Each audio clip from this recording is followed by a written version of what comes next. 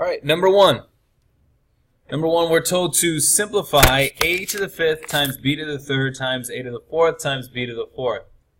Now, really all you need to do with this one is add the corresponding exponents. When you're multiplying two powers, you just add the exponents. Of course, only ones that correspond with the appropriate base. So a to the fifth times a to the fourth. If you add the 5 and the 4, you get a to the ninth power.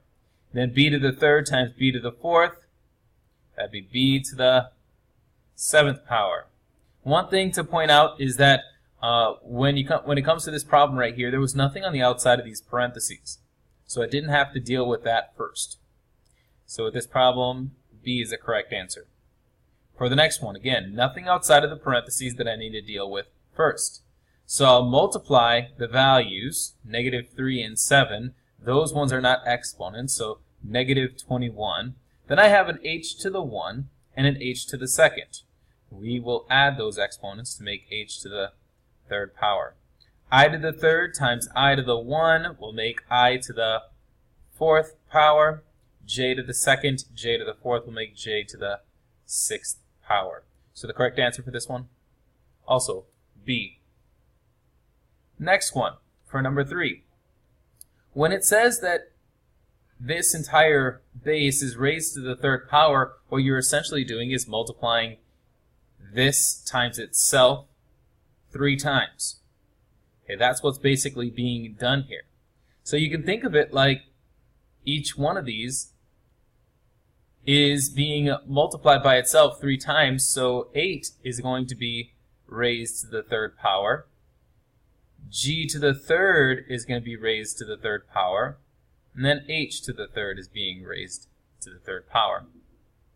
8 to the third power, notice it's just a value, a number, raised to the third power. That's going to be 8 times 8 times 8, which does end up giving us a value of 512.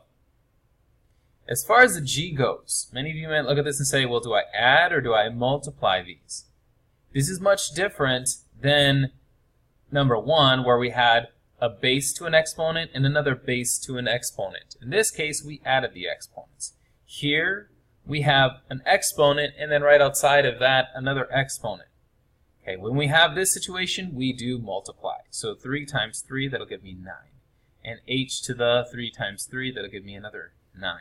So the correct answer for this one is C. For number 4, what we first need to do with this problem is deal with this top part, which is all being raised to the third power, much like we did in number 3. So we'll do that first. That's 2 raised to the third power. That's 2 times 2 times 2. That's 8. A to the fourth raised to the third power. Again, that's a situation where we have an exponent and then another exponent right next to each other. That'll be a to the 4 times 3, 12 power. You can think of the b right here as b to the 1 power. And when we multiply these exponents, 1 times 3, I get b to the third power. That was just simplifying the top part here. Then on the bottom part, I'll just rewrite 32, b to the 6th. The next thing that I'm going to do is try to simplify this a little bit by looking at the 8 over 32. I can simplify that fraction. 8 can go into 8, and 30 and 8 can go into also 32. So I can divide the top and bottom by 32 and get 1 over 4. That's just simplifying fractions there. The next thing that I'll look at is the fact that I have an a to the 12th, but then I have no other a to the 12ths. So I'll just leave the a to the 12th up on top. The next thing I'm going to do is look at the fact that I have a b on the top and a b on the bottom. That means I'm going to have to subtract these exponents. Okay? And that's when we're dividing. Much like on number 1, when we multiplied, we add the exponents. Here, when we divide, we subtract the exponents. So 3 minus 6, I get b to the negative third power. Now my answer gets put up on top when I subtract these. I put b to the negative third up on top. But my answers all down here, they don't have any negative exponents. So a way to switch from negative exponents to positive is to take what has the base of a negative exponent, take that whole thing, and move it down to the bottom.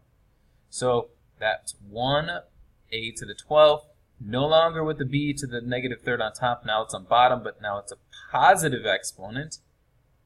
That's 4b to the positive 3. Correct answer is A.